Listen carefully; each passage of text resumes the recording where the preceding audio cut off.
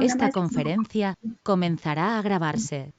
En Ciencias Económicas y estudios de profundidad en evaluación de impacto. Mi desempeño profesional ha estado enfocado en nutrición, en especial en seguimiento de programas, y actualmente se desempeña como subdirectora de Salud Nutricional, Alimentos y Bebidas del Ministerio de Salud y Protección Social. Posteriormente nos hablará la doctora Jenny Velosa Melgarejo. Ella es nutricionista dietista, especialista en salud pública y está vinculada al Ministerio de Salud y Protección Social en la Subdirección de Salud Nutricional, Alimentos y Bebidas también. Y por último, y dejo primero a las damas, el doctor Gerardo Adolfs, médico cirujano de la Universidad del Bosque, médico pediatra de la Universidad Militar Nueva Granada, especialista en docencia universitaria de la Universidad del Bosque, docente de pregrado y posgrado y coordinador de la especialización de pediatría de la Universidad Militar Nueva Granada en base en Kennedy. Les doy la bienvenida entonces, doctores, para comenzar con nuestra conferencia. Contamos con un número muy importante de personas hoy. Los que, si tienen alguna información de alguien que quiera entrar y no haya podido hacerlo, lo puede hacer a través de nuestro canal de YouTube, que está habilitado también para que puedan participar. Les pido el favor de que mantengan sus micrófonos cerrados y que manden sus preguntas a través del chat para después tener, después de las 3 conferencias, un conversatorio con los conferencistas. Muchísimas gracias.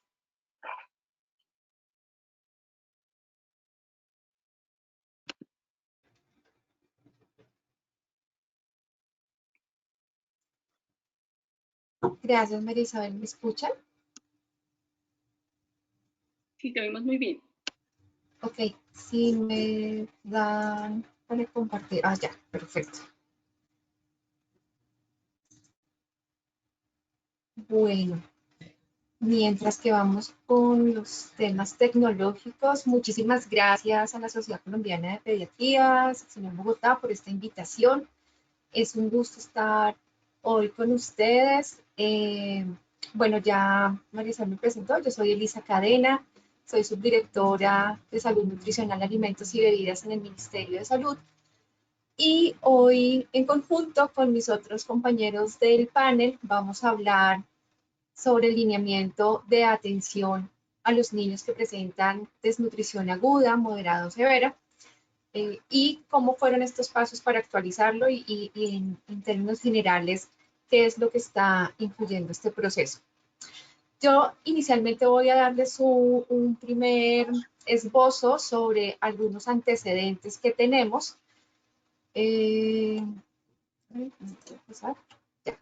Posteriormente voy a hablarles de un ejercicio que hemos construido como Gobierno Nacional para dar respuesta a esta problemática en la primera infancia, y luego ya contarles cómo fue el proceso de actualización de la resolución 5406, y luego ya mis dos compañeros pues van a ahondar en el tema asociado al lineamiento y a su proceso de actualización.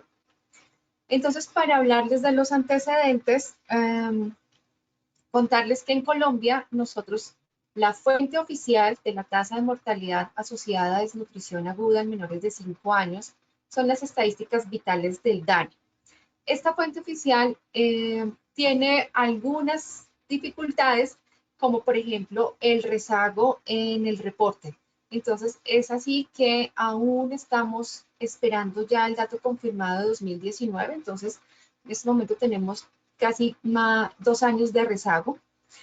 Podemos decir que con la última información que tenemos, ustedes ven, veníamos teniendo un descenso sostenido hasta el 2016 y ahí se incrementó la tasa, luego hubo una reducción importante en el 2017, pero en el 2018 el resultado fue algo que nos llamó mucho la atención e implicó que como gobierno nacional implementáramos una serie de estrategias que fueran mucho más contundentes para reducir este problema en nuestra primera infancia. ¿Qué parte de esas soluciones es lo que les voy a contar más adelante? También mencionarles que este es un indicador que es monitoreado en el Plan Nacional de Desarrollo como un indicador estratégico, así como también forma parte de los indicadores estratégicos de Objetivos de Desarrollo Sostenible, el ODS 2, que es poner fin al hambre en todas sus formas. Entonces, como país, decidimos que una forma de monitorear el cumplimiento de ese ODS era este indicador. La meta para el 2022, el próximo año, es que la tasa baje a 6.5 casos de niños que fallecen por mortalidad asociada a desnutrición por cada 100.000 niños menores de 5 años. Nos gustaría que nuestra meta de verdad la llegáramos a 0, pero tenemos que ir haciendo metas cumplibles en el largo plazo y que además pues, nos permitan dar avances importantes. Solo mencionarles que esta tasa que vemos acá es el promedio nacional y que sin duda regiones como Guajira, como Chocó, Bichada, Guainía, tienen tasas que logran ser fácilmente 10 veces mayores al promedio nacional. Ahora, como les mencioné, este indicador tiene un rezago importante en tiempo y imagínense uno como gobierno pues tomando decisiones en este tema tan neurálgico con 2 años de rezago. En esa medida, desde el 2015 empezamos a monitorear a través de el Civigila y siendo el Instituto Nacional de Salud quien está a cargo de esta fuente de información, monitoreamos dos formas la desnutrición aguda. La primera, los casos de niños que presentan desnutrición aguda, es decir, si llegan a consulta, ya sea atención de urgencias, consulta, valoración integral, o lo que antes era crecimiento y desarrollo y demás, si llegan y tienen desnutrición aguda, deben inmediatamente notificarse al Civigila. Y el otro evento que monitoreamos es los casos de niños que mueren por desnutrición. Estos resultados pues, se reportan semanalmente y nos permiten ir monitoreando cómo está el país y cómo se está comportando el evento. Esta diapositiva que ustedes están viendo es la comparación de la notificación de los casos de niños que tuvieron desnutrición aguda y estamos comparando 2019-2020. Primero quiero que miremos este cuadro que les estoy aquí señalando, donde dice Semana Epidemiológica 6, y les estoy mostrando los datos a ese periodo epidemiológico 2018, 2019, 2020. Esta semana epidemiológica fue más o menos hasta febrero, es decir, hace un año son estos datos. Pensemos que en febrero aún el COVID y no habíamos empezado el tema del aislamiento obligatorio, entonces estábamos por nuestra vida rutinaria y venían reportándose casos a nivel nacional. Si ustedes ven casi en el 2020, duplican los casos que se habían reportado en el 2018. Y en estos territorios priorizados, que más adelante les voy a contar cuáles son, también tenemos un comportamiento similar, casi duplican lo que veníamos reportando en 2018. Es decir, este evento tenía una tendencia ascendente, estábamos identificando más niños con desnutrición y esto uno lo puede leer desde el punto de vista de, si bien hay hartos niños que estamos con desnutrición, pues lo estamos identificando a tiempo, antes de que fallezcan, donde podemos tomar medidas correctivas y pues que eviten que finalmente el niño fallezca por alguna complicación. Pero si nos vamos a este cuadro que ya está aquí a mano derecha, esto ya es como finalizó el 2020, la semana epidemiológica 52, comparamos 2019-2020 y ustedes pueden ahí observar que en el 2019 habíamos reportado casi 17.000 niños que habían tenido desnutrición y en el 2020 tan solo llegamos a 10.000 niños, es decir, hubo una reducción en el 36% de la notificación. Esto también se puede leer de diferentes maneras. Yo puedo decir, tuvimos una reducción en los casos de niños con desnutrición aguda, pero aquí uno tiene que pensar si esta reducción fue realmente hubo menos casos de desnutrición aguda o esto se debe a todo el proceso de aislamiento que tuvimos y que como usuarios no asistíamos al sistema de salud, no asistíamos a las consultas y por lo tanto no se identificaron los niños porque estos estaban en su casa. Y eso también pues lo podemos relacionar con las cifras que ha publicado últimamente el DNP, que ha monitoreado a través de la encuesta de calidad de vida algunas preguntas relacionadas con seguridad alimentaria y lo que hemos visto es que efectivamente todo lo que estuvo asociado al COVID y lo del año pasado, pues tuvo una fuerte repercusión en la seguridad alimentaria en los hogares en la población colombiana, más en unas regiones que en otras. El tema de Magdalena es algo que contrasta fuertemente con todo el territorio nacional, es donde al parecer hubo mayor afectación. Y pues estas cifras es para leerlas con mucho cuidado. uno puede interpretarlas de diferentes maneras, pero hay que tener cuidado y revisarlas muy bien con pinzas. Entonces, esta diapositiva, hasta antes del aislamiento, los casos venían incrementándose de manera sostenida. Al final del 2020 lo que vemos es una reducción cercana al 36% en la notificación. ¿Dónde hubo menores reportes? Pues en Bogotá, La Guajira, Valle. Entonces, este es como el panorama nacional. Ahora, frente a los casos de mortalidad por asociada a desnutrición, estos son los casos notificados. Aquí con este reporte también debemos leerlo con pinzas porque estos son casos notificados. Una vez se notifica, la entidad territorial tiene hasta 8 semanas para hacer un proceso de investigación, de análisis de la mortalidad y saber si realmente este niño fallece por causas asociadas a la desnutrición o tenía otras comorbilidades que fueron las que causaron este fallecimiento.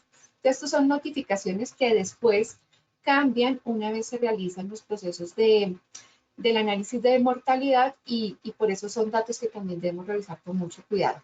Aquí lo que vemos, y también no les traje los datos del periodo epidemiológico de la semana 6, que era el que les mostré antes, porque el comportamiento fue muy similar.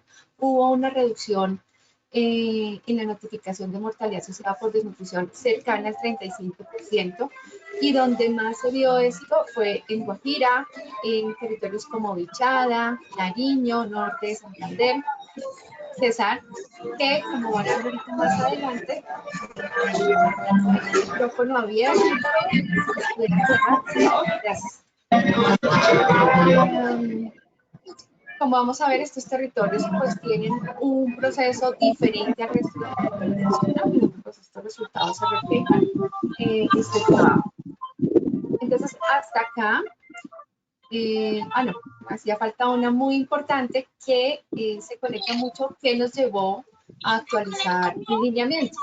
Entonces, nosotros analizamos toda la mortalidad de los casos de niños que fallecieron durante el 2019 en esas unidades de análisis que se realizan, y encontramos que de lo total de casos que se presentaron, que se notificaron en 2019, 263 fueron casos confirmados, más niños que niñas, y en su mayoría están en la cabecera municipal, pero miren que el otro porcentaje donde vienen estos niños es del área rural dispersa.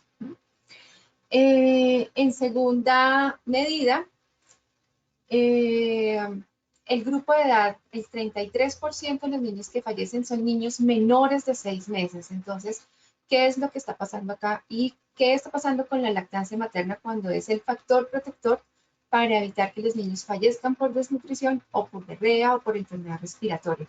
Entonces, esto fue un punto muy importante y razones que más adelante van a explicar de por qué hablamos de relactancia y de la importancia de promover y proteger la lactancia materna.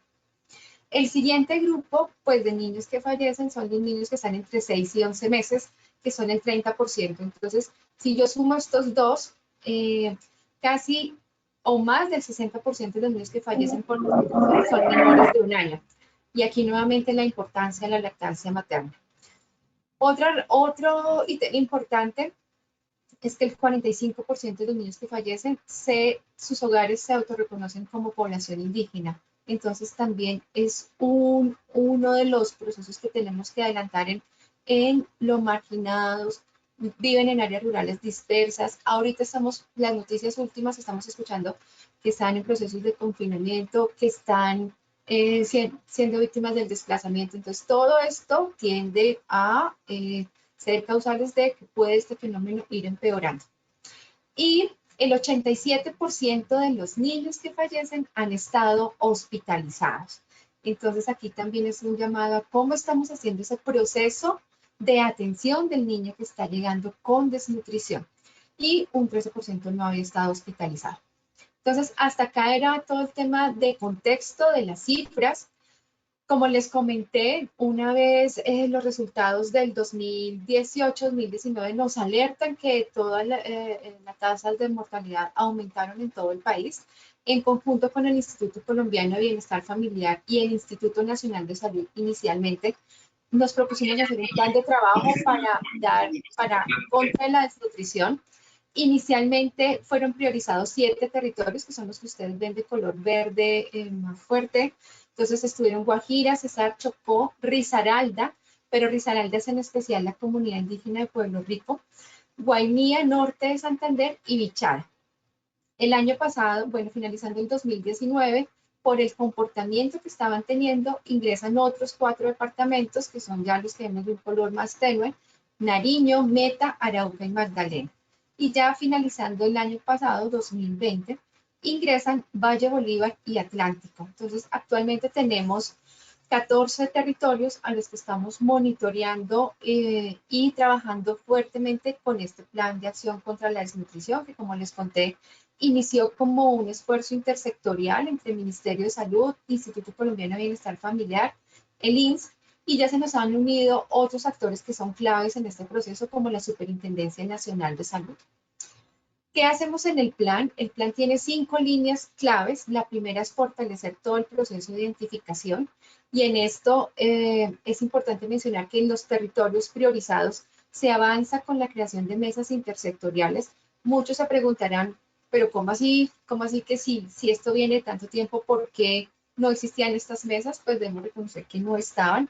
Antes cada sector estaba por separado y cada uno hacía desde lo que consideraba era necesario para avanzar en el proceso, pero ahora pues trabajamos de manera sinérgica. No es fácil, es un proceso de aprendizaje, pero que ha tenido muy buenos resultados. Entonces, lo primero que se hace en los territorios es la activación de estas mesas intersectoriales, y a partir de ahí pues se busca fortalecer desde la identificación, la captación, la atención, el seguimiento de cada uno de los niños para saber qué pasa con ellos. Entonces, el ICBF ha implementado diferentes estrategias, comunidades de búsqueda activa. Hemos contado con la donación y participación de entidades cooperantes como UNICEF y como PMA, que han ayudado a contribuir en este proceso de reducción de desnutrición. Y además aquí los cooperantes tienen un papel muy importante cuando esta población es migrante. Hemos apoyado todo el proceso de desarrollo de capacidades, no solo al personal de salud, sino también a los agentes comunitarios del ICBF, porque también tienen un rol muy importante en esa identificación oportuna. Y en cuanto al seguimiento, entonces, una vez desde salud se hace este proceso de recuperación nutricional del niño, lo que buscamos es que estos niños y sus familias ingresen a programas de asistencia alimentaria, ayuda alimentaria, porque muy probablemente si no es así, estos son los niños que tienen un reingreso al sistema de salud o a otra estrategia como los centros de recuperación nutricional. Entonces, este trabajo coordinado nos ha permitido establecer una ruta a nivel territorial de cómo hacer el seguimiento de estos niños y cómo vincularlos a otros programas que permitan realmente su recuperación nutricional y que además evitemos los reingresos. También los programas de ayuda alimentaria y de acompañamiento a la familia han implementado su cobertura. Ejemplo de eso es la ampliación del programa 1000 días para cambiar el mundo, que es un programa del ICBF, que es el que está muy coordinado para recibir pues todos estos chicos que van recuperando su estado nutricional.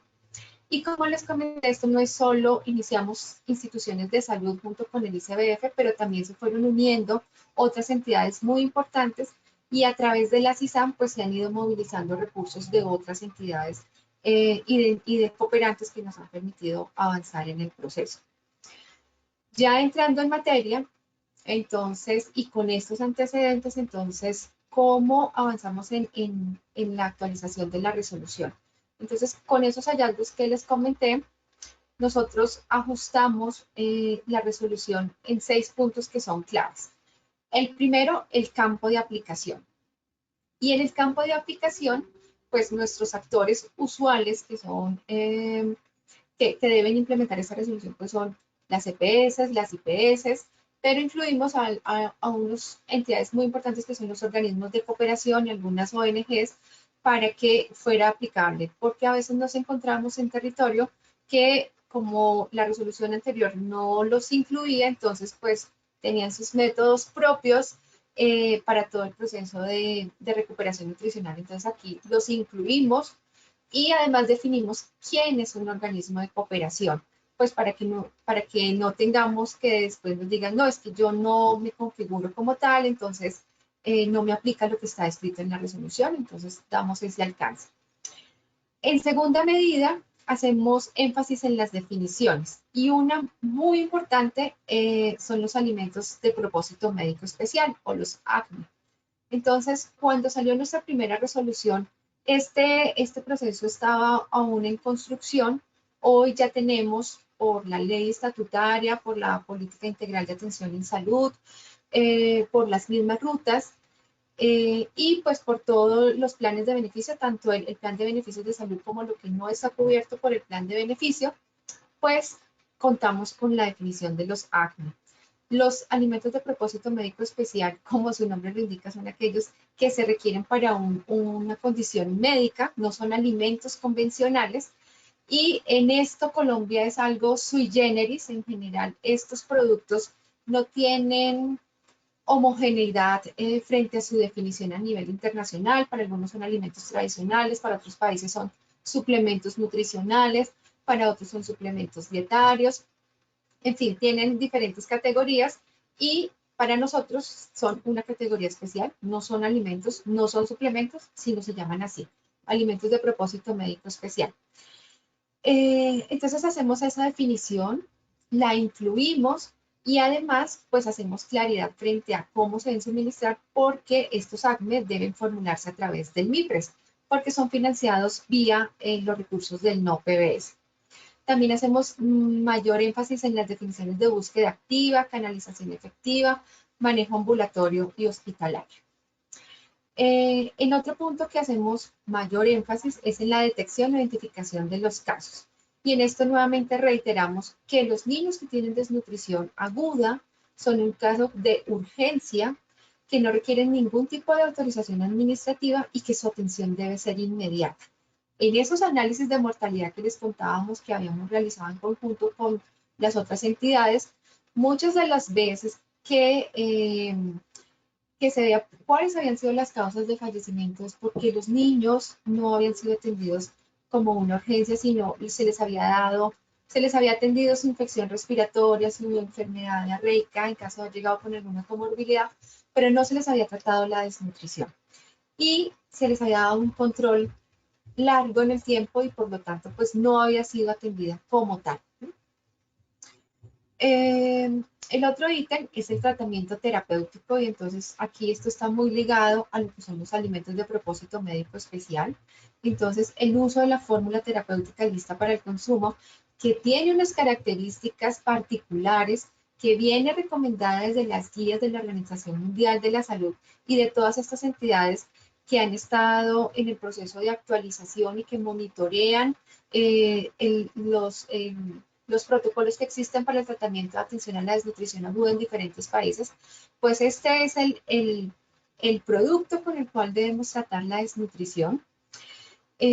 Como les conté, tiene unas particularidades frente a los otros ACME, y por eso hacemos énfasis en que este debe ser el tratamiento, así como el inicio de la recuperación nutricional en fase hospitalaria con F75, y además hacemos muy explícito de quién es la responsabilidad de entrega de la IPS y de la EPS, porque esto antes era como algunos no claridades que tenía en la resolución pasada, y por eso aquí hicimos bastante énfasis. El otro punto que ya estaba, pero que también requirió modificar algunos ítems, fue toda la articulación intersectorial, por lo que les mencionaba. No es suficiente lo que hacemos desde salud, es importante, es clave, es relevante dar un manejo adecuado, pero si recuperamos al niño y sus determinantes sociales, donde este niño vive, a lo que tiene acceso la familia, por ejemplo, en términos de alimentos, si esto no se modifica, pues no va a ser posible que el niño realmente tenga un proceso de recuperación nutricional. Y acá hacemos un llamado a las demás entidades al rol que juegan para mejorar estos determinantes sociales. Y finalmente se incluye un bloque que es relevante, muy importante, que tiene que ver con quién hace la inspección, vigilancia y control. Entonces, recordar que como sector salud, el ministerio, si bien es quien está a la cabeza de este sector, Nosotros no hacemos la inspección, vigilancia ni el control. Nosotros no sancionamos, por ejemplo, la atención que hace una EPS o que no se brinden los medicamentos por parte de una EPS. Esto es competencia de la Supersalud y en gran medida también de las secretarías de salud. Entonces, este componente se incorpora en la nueva resolución y se establece claramente cuáles son las competencias que deben hacer en estos ítems para dar cumplimiento a la resolución. Entonces, importante tener esto en cuenta porque es una de las claridades que buscamos ajustar con la nueva resolución. Y también, pues, aclaramos las responsabilidades, porque muchas veces teníamos como algunas que no eran tan claras. Entonces, tenemos las responsabilidades por parte de la Secretaría de Salud en torno a facilitar el aseguramiento, porque esta es la puerta de entrada para que los niños realmente reciban la atención. Si el niño no está asegurado es la primera barrera o el primer cierre de puerta y no puedo atender. Entonces, ¿cómo se debe gestionar esto? Y que también es en conjunto con la EAPB. Un proceso fuerte para el fortalecimiento de capacidades para ellos y para que también ellos en su territorio sean capaces de duplicar y replicar toda esta información, tanto para EAPBs como para IPS. La importancia de la vigilancia en salud, por lo que les decía, nosotros nos basamos en los datos que están reportando las IPS, las EAPBs para la toma de decisiones. Entonces, si estos datos son oportunos, son coherentes, pues tenemos un mayor marco para accionar, pero si esta vigilancia no se da, pues nos quedamos un poco débiles. Pero también la importancia de cómo se realiza esta vigilancia, ¿no? Las acciones de vigilancia y control, que ya las mencioné, y incorporamos también en el lineamiento, no sé si Jenny o el doctor Gerardo lo va a mencionar, son los indicadores de seguimiento. ¿Por qué es importante establecer cuándo consideramos que un niño se ha recuperado de la desnutrición? ¿Realmente recibió la atención oportuna? Entonces, esto lo estamos incorporando y pues esperamos ya en un año poder contar con una muy buena información para saber cómo estamos dando cumplimiento al lineamiento desde los diferentes sectores. Y bueno, dentro de las competencias de la Secretaría de Salud están todo el proceso de articulación intersectorial. Con la EAPB y la IPS, pues ya es un proceso que va de la mano. Entonces, de la EAPB muy importante el aseguramiento en conjunto con la Secretaría de Salud, la calidad y la oportunidad en la atención, los esquemas de referencia y contrarreferencia y asegurar que su red prestadora cuente con equipos antropométricos buenos. Muchas veces nos encontramos en que no identificamos los niños con desnutrición aguda porque los equipos antropométricos están en pésima calidad. El enfoque diferencial. Muchas veces también vimos que gran parte de los niños que fallecen es población indígena y no pueden comunicarse adecuadamente con esta población. Entonces, ¿cómo es la atención que se da? La búsqueda activa, la atención extramural, porque también ya vimos que la mayoría de los niños que fallecen están en áreas rurales dispersas o muy dispersas, donde no hay una atención efectiva desde las IAPBs y las IPBs. Entonces, la atención extramural es la forma en que se puede llegar a estas comunidades. Y bueno, todo el esquema de tratamiento, seguimiento y adherencia en la implementación del lineamiento. Finalmente, la IPS, pues toda la oportunidad en la prestación del servicio y nuevamente aquí se repite la calidad de los equipos antropométricos, la necesidad de contar con enfoque diferencial en la atención, la búsqueda activa, el proceso de atención extramural y todos los procesos de adherencia al lineamiento. Muy importante la notificación de los casos de niños que tienen desnutrición y todo el desarrollo y el fortalecimiento de capacidades que se debe dar en torno a estos procesos de actualización y a la atención que ahora se deben dar a los niños que están presentando desnutrición aguda. Hasta acá venía mi presentación. Ya Jenny y el doctor Gerardo van a ampliar muchísimo más lo que contiene el lineamiento. Muchísimas gracias por su atención y también muchísimas gracias nuevamente a la Sociedad Colombiana de Pediatría por la invitación.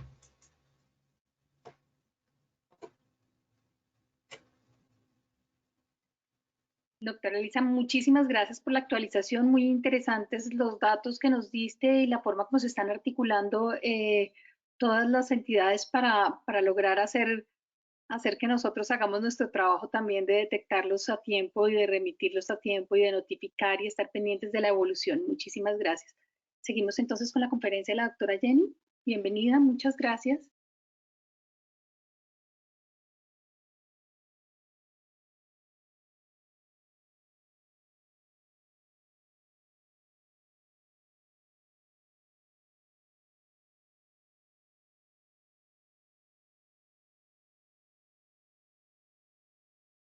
Activa tu micrófono, por favor. Listo. Sí, listo. Muy buenas tardes. Voy a ampliar acá, pero ya.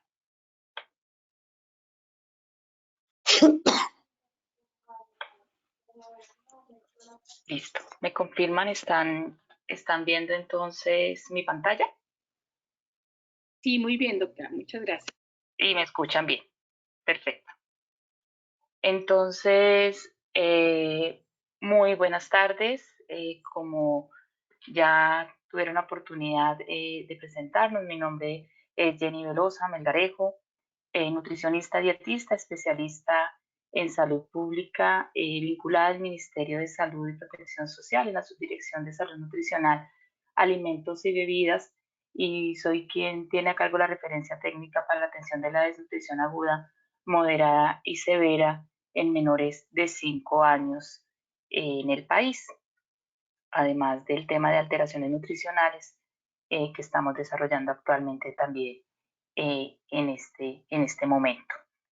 Entonces, ya con el antecedente que nos acaba de presentar nuestra subdirectora Elisa Cadena, yo me voy a disponer a presentar el lineamiento en su contexto general. Por supuesto, pues en este espacio lo que queremos es solamente presentarles a ustedes de forma muy concreta los avances que tuvimos en esta actualización, que gracias a todo el ejercicio y el acompañamiento que se tuvo a cada uno de los departamentos y a cada una de las instituciones que tuvieron la oportunidad de compartir sus experiencias con nosotros acerca de cuáles eran esos puntos fundamentales para ajustar el lineamiento, nos permitió hacer esa actualización.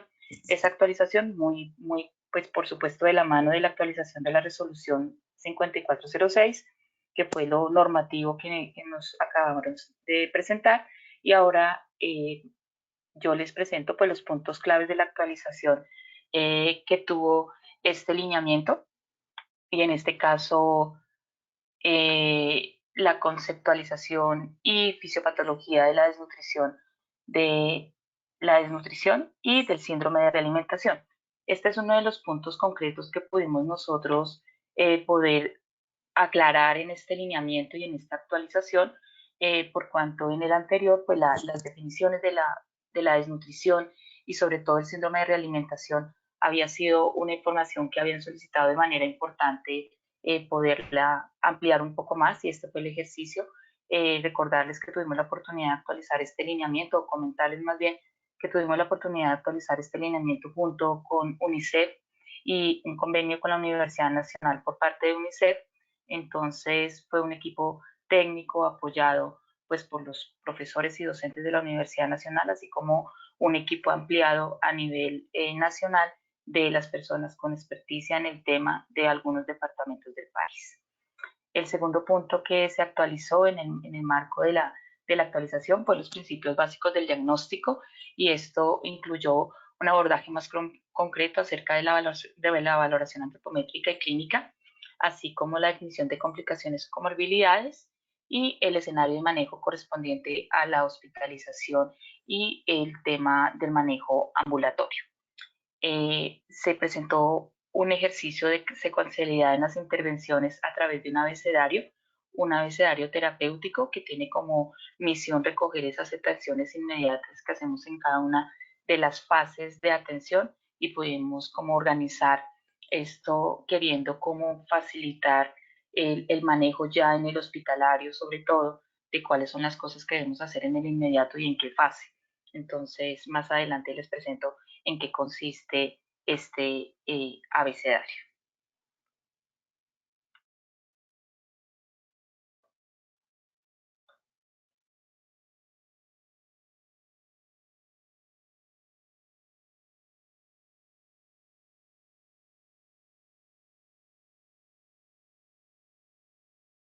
Se te fue el sonido. Se te fue el sonido, Ok, ahora sí. El cuarto es la actualización de los requerimientos nutricionales para el inicio progresivo de la alimentación, tanto para el manejo intrahospitalario como ambulatorio. Y esto lo que quiere decir es que nos evidenciamos nosotros en nuestros desarrollos técnicos que cuando nosotros hablábamos del tratamiento nutricional no era muy claro cómo hacer la transición tanto al manejo ambulatorio a la alimentación normal como del manejo hospitalario a la alimentación con fórmula terapéutica lista para el consumo para continuar el manejo ambulatorio. Entonces acá lo que hicimos fue actualizar todo este proceso de transición de la alimentación, tanto de la fase ambulatoria a lo hospitalario, del hospitalario al ambulatorio. El quinto punto que también se actualizó en este lineamiento fue la priorización de la recuperación de la lactancia materna, esto para los niños menores de 6 meses, a quienes tuvieron la oportunidad de trabajar con el lineamiento anterior. Se evidenciaba mucho el trabajo o el desarrollo tan pequeño que tenían los menores de 6 meses en el desarrollo de lineamiento. Es por esto que aquí se prioriza la recuperación con lactancia materna y el tema de retomar la práctica de la lactancia materna, esto con un trabajo de relactancia materna que lo profundizamos en este lineamiento y esperamos que ustedes lo puedan conocer aquí y por supuesto profundizar y de antemano del ministerio poderles ofrecer todo el acompañamiento a estos procesos de recuperación nutricional importantes para nosotros. Y por último, y como lo mencionábamos anteriormente, los indicadores para seguimiento y monitoreo tanto para las IPS, las EPS y las entidades territoriales de salud, que es como ese acompañamiento que tenemos también tener frente a la atención de los niños y la recuperación de los niños. Entonces, ¿cuál es el alcance de este lineamiento? Queremos reconocer en este lineamiento que es la atención de los niños de 0 a 59 meses de edad que cursan con desnutrición aguda, moderada o severa, que son de etiología primaria. Esto quiere decir solamente los niños que nos presenten desnutrición derivada de una ausencia de consumo de alimentos de manera inmediata. Excluye aquí los niños con retraso en talla, que no tengan desnutrición aguda y con patologías que contraindiquen alguno de los ingredientes que se establecen en las fórmulas terapéuticas. Este lineamiento sigue constituyéndose como una herramienta de trabajo para los profesionales de la salud, para la identificación, tratamiento y seguimiento, y lo que aquí buscamos es reconocer que la desnutrición aguda es una urgencia vital, iniciar una fase de estabilización en el sitio que se encuentre. Esto lo que quiere decir es que cuando nosotros encontramos al niño, sobre todo en las zonas rurales y rurales dispersas, cuando se encuentra el niño, nosotros no podemos esperar a que pasen las 3 o 4 horas que vengan a recoger al niño para iniciarle un proceso de atención, sino iniciar una fase de estabilización en el mismo sitio donde se encuentre, y aquí es donde empezamos en esta fase de estabilización a definir cuáles son las acciones. Evitar la toma de exámenes innecesarios en urgencias, y aquí es donde llamamos sobre todo al tema de hidrataciones rápidas y al tema de transfusiones de sangre inmediatas, cuando lo que tenemos que hacer es primero estabilizar al niño identificado. Evitar normalizar en forma rápida alteraciones tisulares y bioquímicas, reconocer tempranamente las situaciones deleterias o procesos infecciosos y el síndrome de realimentación, y las prácticas nutricionales adecuadas. Esta herramienta lo que busca es poder trabajar y disminuir estas 6 prácticas que se pueden dar en el tratamiento de la desnutrición de manera continua. Aquí con esta diapositiva les quiero presentar como la estructura de lineamiento de lo que ustedes van a encontrar en el documento. El lineamiento de atención a la desnutrición, a diferencia del anterior, viene inserto en el documento de la resolución 2350. No tiene un documento aparte, sino hace parte integral de la resolución. Entonces ustedes van a encontrar una resolución con 75 páginas y esto es que hace parte el documento de lineamiento. Entonces, aquí está primero definida la base conceptual, en donde definimos la desnutrición, las formas de desnutrición, la fisiopatología de la desnutrición aguda, la fisiopatología del síndrome de realimentación y las fórmulas terapéuticas. En segundo capítulo encontraremos los principios básicos para el diagnóstico, y esto quiere decir el tema del diagnóstico de la existencia y la severidad, la presencia de complicaciones y seleccionar el escenario adecuado. El tercer capítulo es la orientación del tratamiento. Entonces tenemos acá nuestras 3 fases de tratamiento, que es la fase de estabilización, la fase de transición y la fase de rehabilitación. El cuarto punto es el manejo de niños de 0 a 6 meses. Y estas son las consideraciones específicas que tenemos de los niños de 0 a 29 días para su manejo, en este caso para los niños de bajo peso al nacer o niños canguro. El manejo hospitalario en niños de 1 a 6 meses y los criterios de egreso de hospitalización y el manejo ambulatorio para niños de 1 a 6 meses. El manejo de niños de 6 a 59 meses lo retomamos con el manejo ambulatorio de niños entre 6 y 59 meses, el manejo nutricional de estos niños, el seguimiento ambulatorio, el fortalecimiento de capacidades en prácticas claves de salud, los criterios de egreso a manejo ambulatorio y el manejo hospitalario en niños de 6 a 59 meses. ¿Por qué definimos estos 2 capítulos? Y ustedes ven en esta parte que los niños de 0 a 6 meses inician con manejo hospitalario, porque todos los niños de 0 a 6 meses inician el tratamiento con manejo hospitalario. Y los niños de 6 a 59 meses, en su gran mayoría, inician un manejo ambulatorio. Y ya son los niños que requieren un trabajo o un manejo hospitalario los que llevamos a precisamente hospitalización.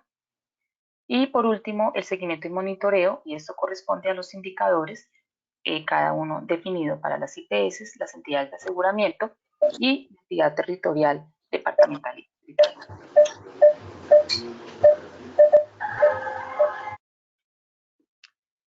Entonces, en la base conceptual, como les he mencionado, el lineamiento sigue con su base principal, la definición de la desnutrición entendida como el resultado de la inseguridad alimentaria y nutricional en el hogar, que afecta con mayor severidad a los niños menores de 5 años y se caracteriza por el deterioro de la composición corporal y la alteración sistémica de sus funciones orgánicas y psicosociales. Esto definido en tipos de desnutrición como la desnutrición aguda, con la desnutrición aguda moderada, la desnutrición aguda severa, y definiendo el marasmo, el kwashiorkor, y la desnutrición marasmo-kwashiorkor como la desnutrición severa. El retraso en talla y las deficiencias de micronutrientes. Esto así especificado en el lineamiento y definido en cada uno de sus apartes establecidos allí. En los principios básicos para el diagnóstico, entonces, primero, el de diagnosticar la existencia y la severidad de la desnutrición aguda. Encontramos entonces la valoración antropométrica basada en la resolución 2465, y es aquí una de las actualizaciones que tenemos. En el lineamiento anterior, la resolución 2465 aún no estaba publicada. En este momento, esa es la resolución sobre la cual basamos la valoración antropométrica y la definición de la existencia y la severidad de la desnutrición. Aquí lo que nos permite identificar esta diapositiva es ya la definición de qué es lo que nosotros tratamos en la desnutrición aguda, y es la desnutrición aguda moderada en los niños que estén en desviaciones estándar de -2 desviación a -3 desviaciones estándar, y los niños de desnutrición aguda severa, que son los que están entre -3 desviaciones estándar. Como les menciono, basados en la resolución 2465, que es nuestro estándar para la valoración de crecimiento y desarrollo de nuestra población colombiana. En segundo punto, la valoración clínica, y aquí en el lineamiento establecemos entonces el anamnesis, el examen físico, la valoración del edema, definiendo la valoración del edema como edema leve en pies, el edema moderado +2 con pies, manos y parte interior de piernas y brazos, y el edema severo +3 generalizado de pies, piernas, manos, brazos y cara. Además de la valoración del perímetro del brazo, y acá en la valoración del perímetro del brazo, entendiendo esta valoración como exclusivamente un diagnóstico de riesgo de muerte. Y establecer la presencia concomitante de complicaciones o comorbilidades. Eso incluye la valoración clínica, y con esta valoración clínica y con la valoración antropométrica ya pasamos a establecer la presencia de complicaciones o comorbilidades. Entonces, aquí es donde estamos definiendo si el niño requiere un tratamiento ambulatorio o un tratamiento hospitalario, y es si identificamos en ese niño una presencia de complicaciones como estado de choque, como diarrea aguda o persistente, infección respiratoria, neuroinfección, infección urinaria, pérdida de la continuidad, extensión y tipo y compromiso de la piel, la anemia severa, la hipoglicemia, la hipofosfatemia o la hipocalcemia y signos de enfermedad grave como que el niño vomita todo, no come nada o se encuentra letárgico, inconsciente o convulsiona. Entonces ya tenemos la valoración antropométrica, tenemos la valoración clínica y en esta la presencia concomitante de complicaciones o comorbilidades. Y aquí ya para definir el escenario adecuado para consolidar y continuar con el manejo que se requiera, tomamos entonces la prueba de apetito, definida como una prueba positiva o una prueba negativa, que está establecida como lo hemos venido desarrollando hasta la fecha y aquí no tuvimos ninguna modificación, pero importante mencionarla que se convierte en ese importante momento de seleccionar el escenario adecuado para continuar y consolidar el manejo, y es en los niños de 6 a 59 meses. Recordar que los niños menores de 6 meses no se les hace prueba de apetito, los niños menores de 6 meses entran inmediatamente a hospitalización y los niños de 6 a 59 meses se les realiza la prueba de apetito, definiendo si es positiva cuando el niño recibe con agrado la fórmula terapéutica lista para el consumo y su manejo se hace en el hogar, o si cuando el niño come menos de lo esperado o se niega a consumir la fórmula terapéutica lista para el consumo, a pesar de estar en un lugar agradable, en un tiempo adecuado y acompañado de su madre o cuidador, pero el niño no consume lo que necesitamos, entra inmediatamente al manejo intrahospitalario. Aquí es importante mencionar que cuando nosotros hablamos de un consumo mínimo de fórmula terapéutica, hablamos que sea más de un cuarto, más de un tercio o más de medio. Aquí el llamado es a que no sea una prueba de apetito, que no se haga con otro tipo de productos, sino se haga con la fórmula terapéutica lista para el consumo, y no es una prueba de tolerancia a la vía oral, sino es una prueba de apetito en donde definamos que es positiva cuando el niño consume lo que se está refiriendo según su peso y la cantidad que debe recibir. Entonces, ya para definir el escenario de manejo, tenemos los dos escenarios de manejo que ya se conocen de la atención a la desnutrición. El primero, o empezando por el manejo ambulatorio, cuando después de determinar previamente el peso para la talla, con la valoración antropométrica, la presencia de edema, que ya lo referí, el perímetro del brazo como riesgo de muerte y la valoración clínica integral, encontramos cualquiera de esos frente al puntaje de peso para la talla menor de -2 desviaciones estándar o un edema grado 1 más o más 2 y un perímetro del brazo menor de 11.5, pero el niño está activo, reactivo, consciente, sin complicaciones ni comorbilidades y tiene su prueba de apetito positiva, es un niño que requiere tratamiento ambulatorio. Ahora bien, si es un niño que viene del tratamiento hospitalario, él viene del tratamiento hospitalario y llega al manejo ambulatorio después de una transición de lo hospitalario a iniciar su proceso de tratamiento ambulatorio. Para recordarles entonces, el tratamiento ambulatorio como la prueba de apetito se basa en la fórmula terapéutica lista para el consumo, que es la que conocemos que se ha manejado desde el 2015 en el país y es la que está definida para niños a partir de los 6 meses, que es un producto listo para el consumo, que hace parte de los alimentos para propósito médico especial, que ya se define en esta resolución y que es el sobre individual de 92 gramos que contiene 500 kilocalorías y que no requiere ningún tipo de preparación previa.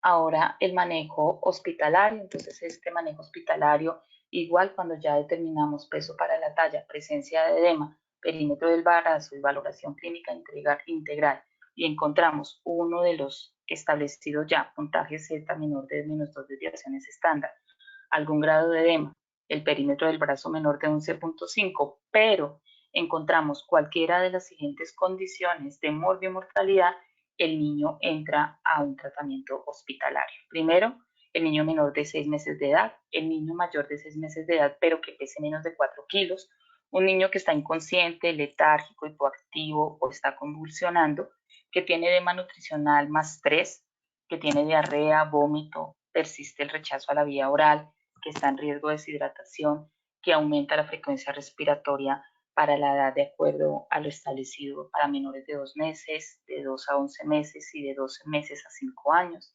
Una temperatura entre 35.5 menor a 35.5 o mayor a 38 grados centígrados, lesiones ulcerativas, hemoglobina menor de 4 gramos por decilitro o hemoglobinas menos de 6 gramos por decilitro pero con signos de esfuerzo respiratorio, con prueba de apetito negativa o no puede tomar o beber del pecho en niños menores de 6 meses, o condiciones médicas sociales de la familia que requieren alguna valoración o intervención, por ejemplo, niños con antecedentes de abandono, discapacidad o enfermedad mental de su cuidador o de su grupo familiar. Entonces, en este caso, son niños que son remitidos al manejo hospitalario.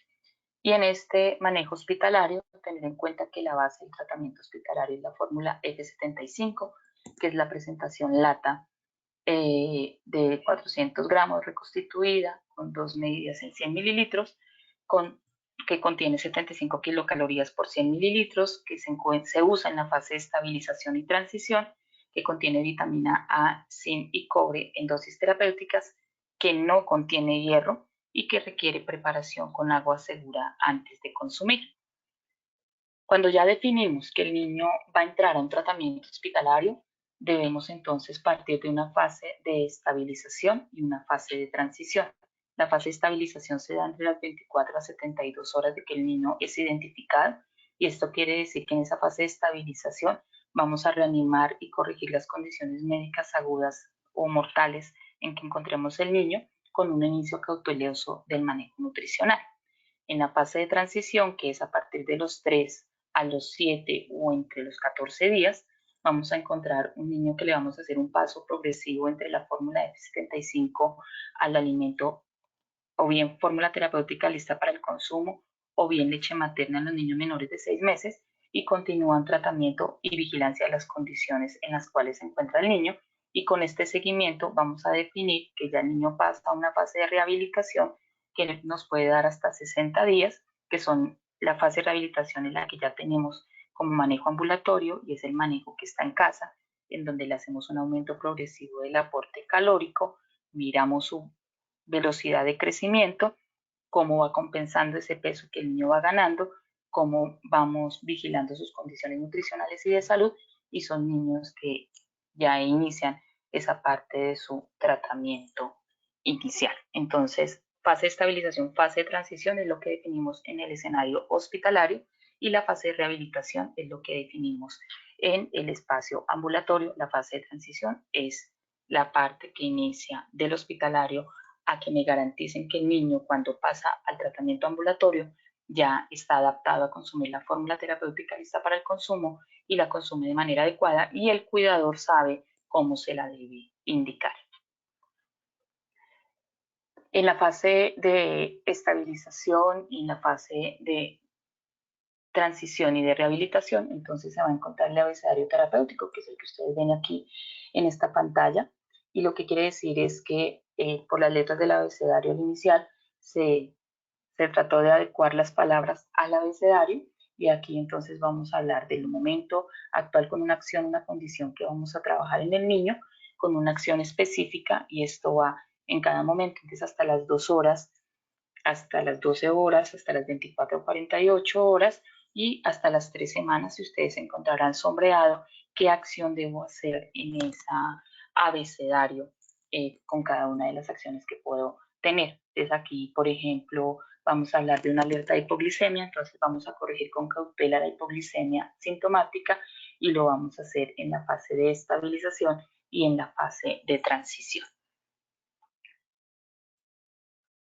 La lactancia materna sí es una condición que vamos a tener en todo el momento, porque el niño en ningún momento va a dejar de tomar leche materna, entonces se le va a estar en todo el proceso, por eso ustedes ven el asterisco, y va a estar definida la lactancia materna en todo el desarrollo del abecedario, en todos los momentos y en las fases de tratamiento.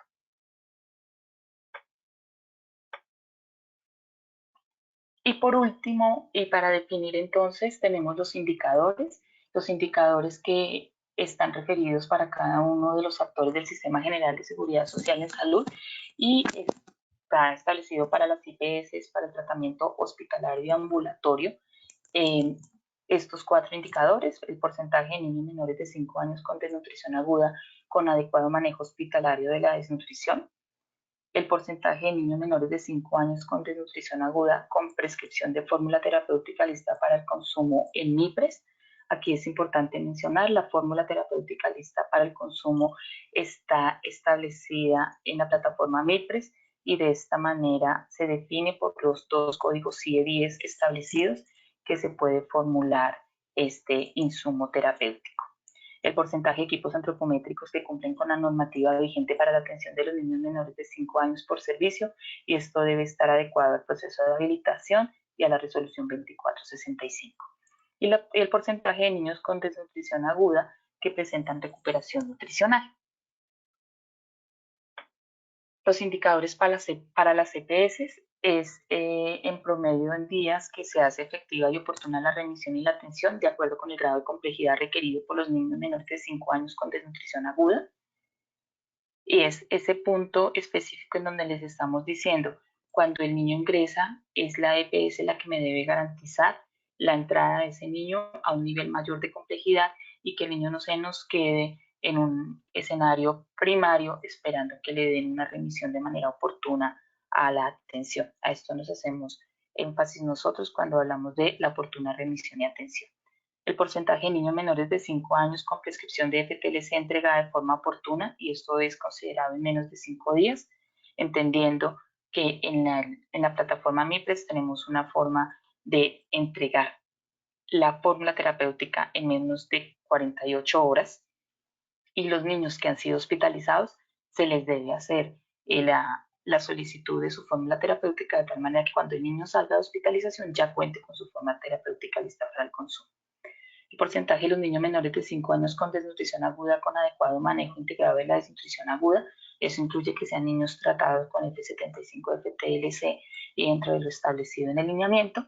El porcentaje de equipos antropométricos que cumplen la normativa vigente para la atención de los niños menores de 5 años por servicio, el porcentaje con desnutrición aguda que presentan recuperación nutricional y el porcentaje de IPS que realizan manejo de la desnutrición aguda de acuerdo con el lineamiento. Aquí nosotros a las EPS estamos hablándole, pues evaluando o haciéndole seguimiento a su red prestadora. Y por último, los indicadores de las Secretarías de Salud o quien hace las veces es los porcentajes de IPS que realizan manejo de la desnutrición aguda de acuerdo con el lineamiento, el porcentaje de entidades de aseguramiento con disponibilidad de FTLC y F75, el porcentaje de niños con desnutrición aguda que no completaron el tratamiento, el porcentaje de niños con desnutrición aguda que presentaron recuperación nutricional y el porcentaje de profesionales de la salud que atienden niños menores de 5 años capacitados por las IPS con patrones de referencia y atención a la desnutrición aguda, moderada y severa que cumple la normativa vigente. Estos pues son los indicadores de seguimiento que tenemos. Estos indicadores no estaban en el lineamiento anterior y nuestra tarea y nuestro trabajo es poder trabajar de manera conjunta con todas las entidades, tanto IPS como EPS, como secretarías de salud o direcciones territoriales de salud, en el buen desarrollo del lineamiento y poder hacer un acompañamiento continuo, sobre todo frente a la red prestadora o a la EPS con sus obligaciones de remisión, contrarremisión y seguimiento a los niños identificados. Es de manera muy general la actualización del lineamiento. Por supuesto, ustedes encuentran en la página del Ministerio la resolución y, como les mencionaba al inicio de la presentación, la resolución hace parte integral del lineamiento. Entonces, aquí es todo el proceso mucho más concreto y mucho más continuo de la atención de los consejos. Muchas gracias por su atención y ya esperando con la presentación del doctor Gerardo Adolf podamos resolver otras dudas y finalmente presta a las preguntas que ustedes tengan. Muchísimas gracias por la invitación y a todos muchas gracias por su atención. Muchísimas gracias, doctora Jenny. Muy completa la presentación, va solucionando muchas de las dudas que hay ahí, pero tenemos mucho tema y mucha tela por cortar ahorita más tarde. Tenemos entonces la presencia del doctor Gerardo. Muchísimas gracias por estar aquí y acompañarnos. Y lo que buscamos con esto es complementar y ponerlo más en términos prácticos para los pediatras y mirar cómo podemos entonces implementar estas modificaciones y seguir adelante con la prevención y con el manejo de los niños desnutridos. Muchísimas gracias, doctor Gerardo. Bienvenido.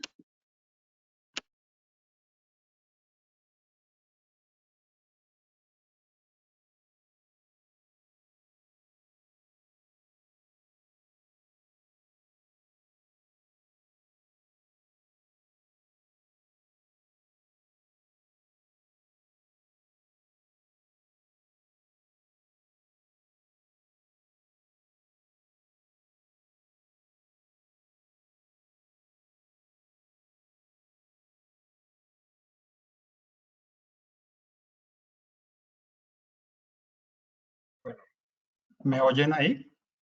¿Se oye bien? Sí, se oye muy bien. Muchas gracias. Ok. Vamos a ponerlo en pantalla completa. ¿Ahí ven bien mi pantalla? Y está perfecto. Muchas gracias. Bueno.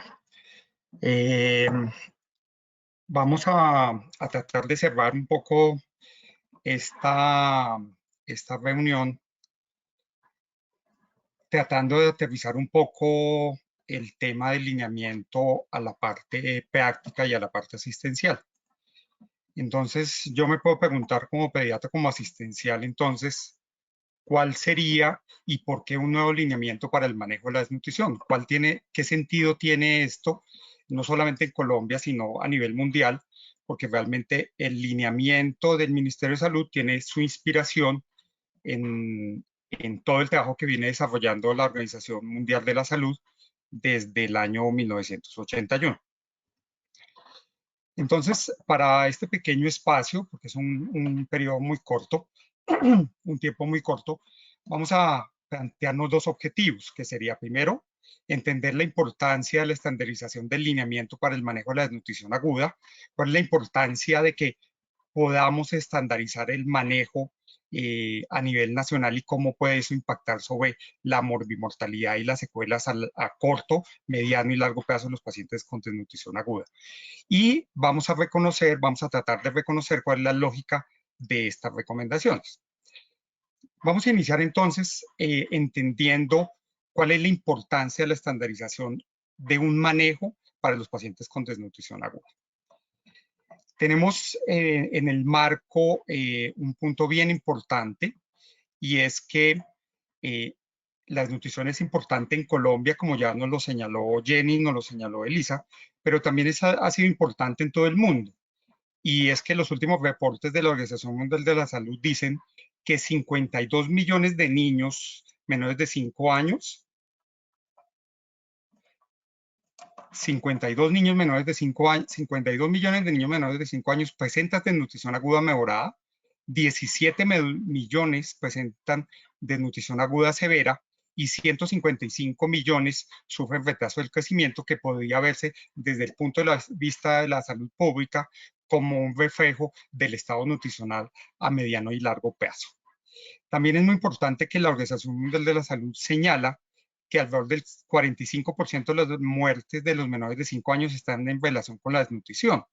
Los estudios que vamos a ver más adelante han mostrado cómo el niño desnutrido tiene 9 veces más posibilidad de morir por una patología aguda que el niño que tiene un estado nutricional normal. En la última edición del estudio de la ONU, muestra que el estado de seguridad alimentaria y de la nutrición en el mundo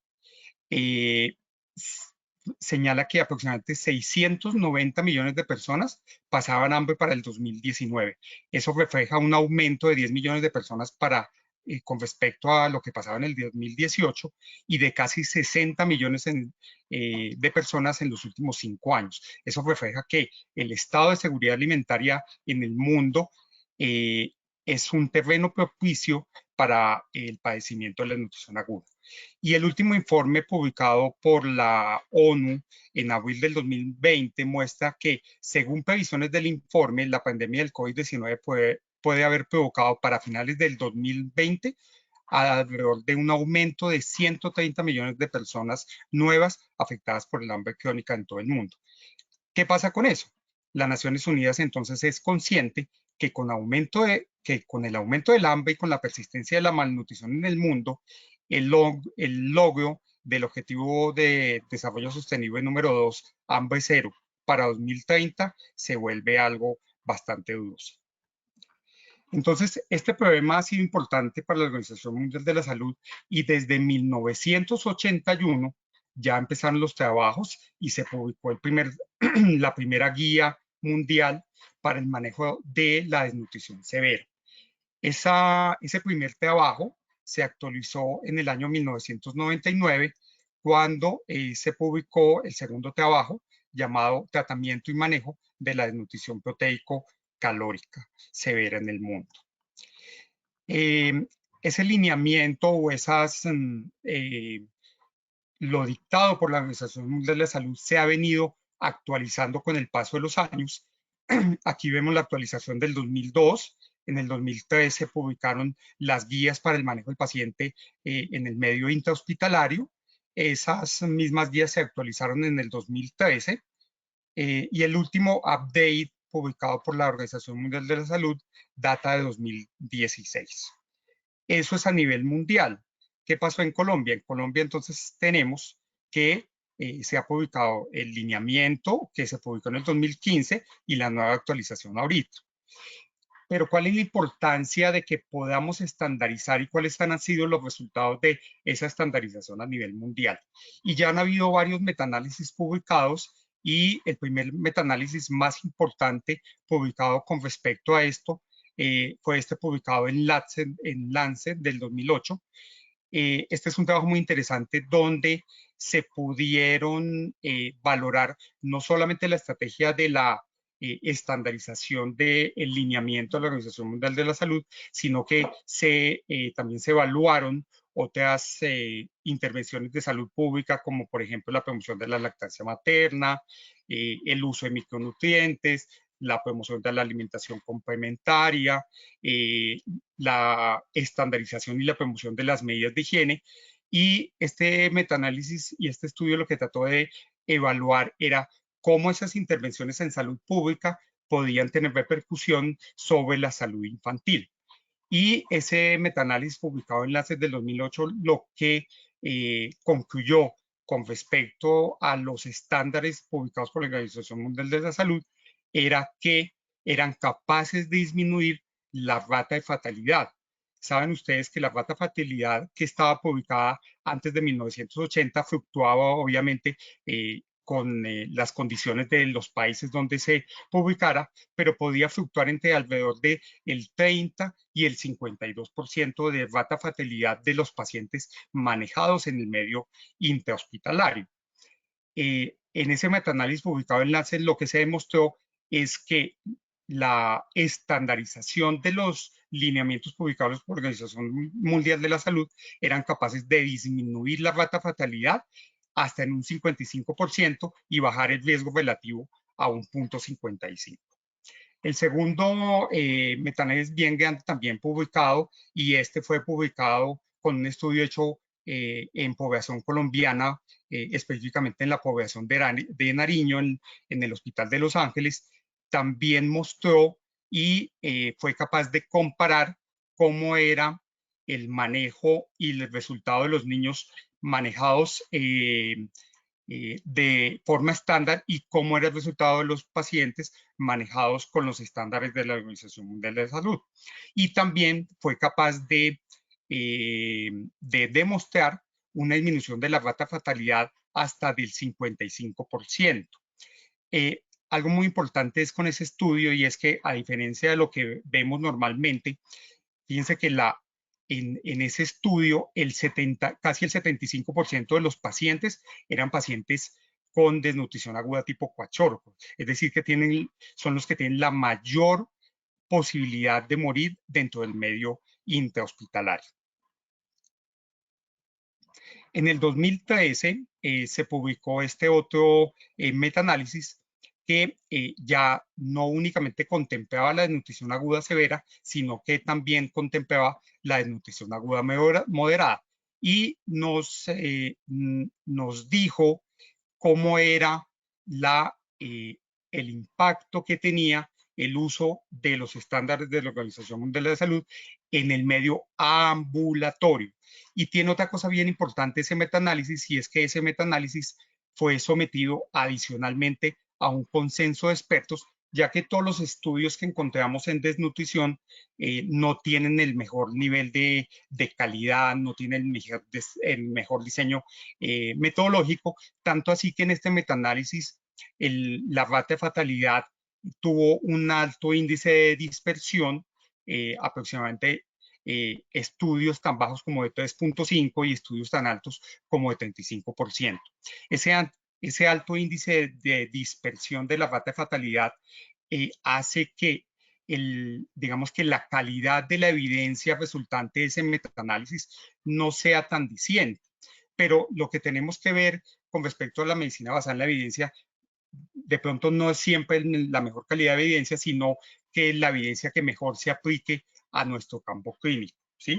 Parafraseando un poquito a algún autor que decía que la ausencia de evidencia no es la evidencia de ausencia. Entonces, a pesar de que estos metaanálisis no tienen el mejor de evidencia, sí hay que tratar de recoger cuáles son los puntos bien importantes que nos pueden servir a nosotros de soporte en cuanto a la estandarización del manejo a nivel de nuestro país. Y este metaanálisis tiene entonces la grandísima importancia que fue sometido a un consenso de expertos, y algo muy llamativo, y es que el consenso de expertos de una forma casi que unánime dijo que el uso de las directrices mencionadas por la Organización Mundial de la Salud tuvo un altísimo impacto sobre la rata fatalidad. Tal vez no con la mejor nivel de evidencia que todos quisiéramos, pero el consenso de expertos dice que es muy útil desde el punto de vista de morbilidad, desde el punto de vista de potencialidad de recuperación y desde el punto de vista de disminución de la rata de fallos terapéuticos, el uso de manejos estándares para los pacientes con desnutrición aguda. Este estudio fue publicado en el 2017 y es otra revisión sistemática que también contempla población colombiana, y este estudio tiene dos cosas importantes. Primero, confirmó la disminución de la rata fatalidad aproximadamente en un 41%. Y de forma bien importante, también fue capaz de confirmar que también el uso de las directrices de la Organización Mundial de la Salud también tienen injerencia sobre la rata fatalidad de los pacientes con desnutrición y asociado con infección por HIV.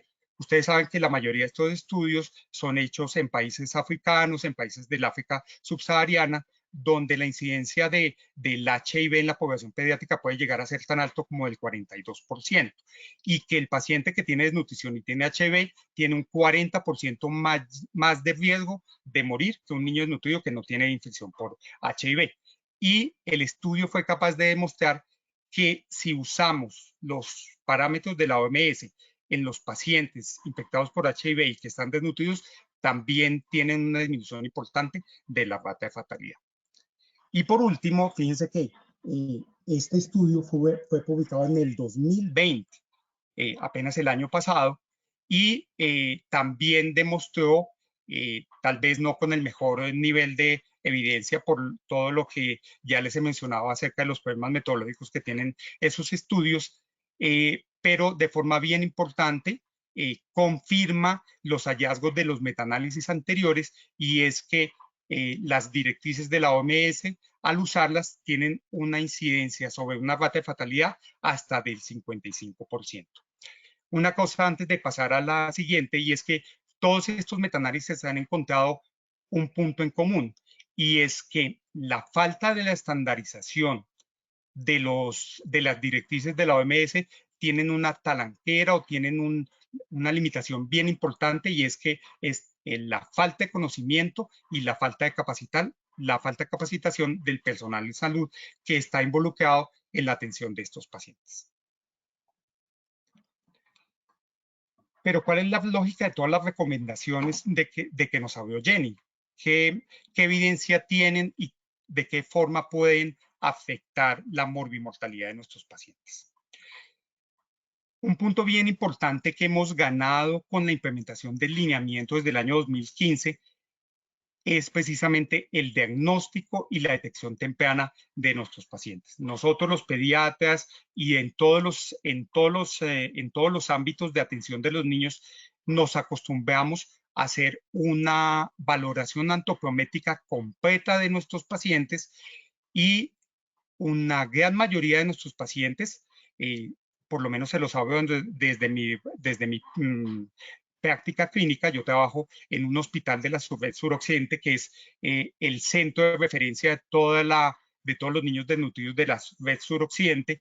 La mayoría de los niños que nosotros captamos como pacientes con desnutrición aguda no llegaron a un servicio de urgencias, no llegaron a un servicio de consulta externa con motivo de consulta de desnutrición.